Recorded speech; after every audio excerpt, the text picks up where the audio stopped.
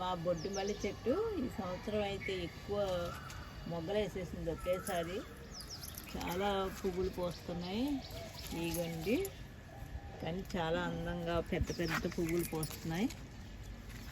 ఇది బొడ్డు మల్లి చెట్టు అండి. దీన్ని చూస్తే ఇదైతే ఇదిగోండి, ఈ కింద కూడా ఇలా కొమ్మ కొమ్మకి మొగ్గలేసి పువ్వులు, చాలా పువ్వులు పూస్తుంది.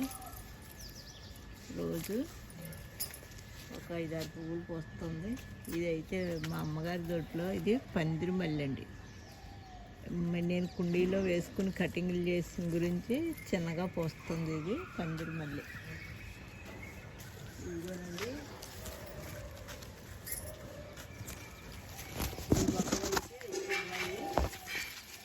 ఇది సూది మల్లి అండి. ఇది వర్షాలు ఇంటి దగ్గర నుంచి కొమ్మ తెచ్చి పెట్టుకున్నాయి. ఇవి అంట్లు కాదు, కొమ్మ తెచ్చి పెట్టినవి. ఇవి మొగ్గలేసినవి. ఇది పందిరి మల్లి అండి.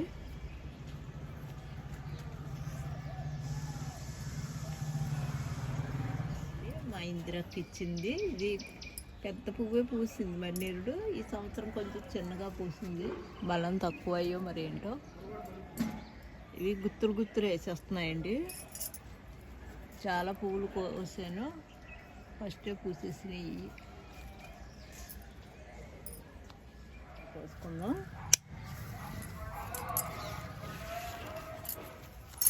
చెట్టు మొదట్లో వచ్చిందండి. ఈ చెట్టు ఏంటో మరి. ఇదిగండి తెల్ల వంకాయలు. ఇది ఒకటండి.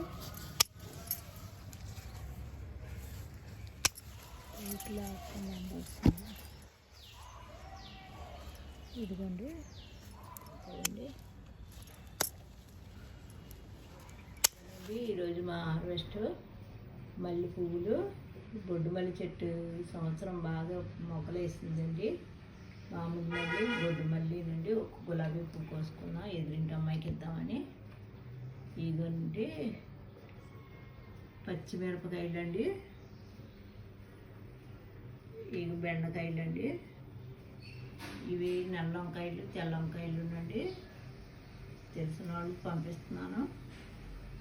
ఇదిగోనండి కరివేపాకు.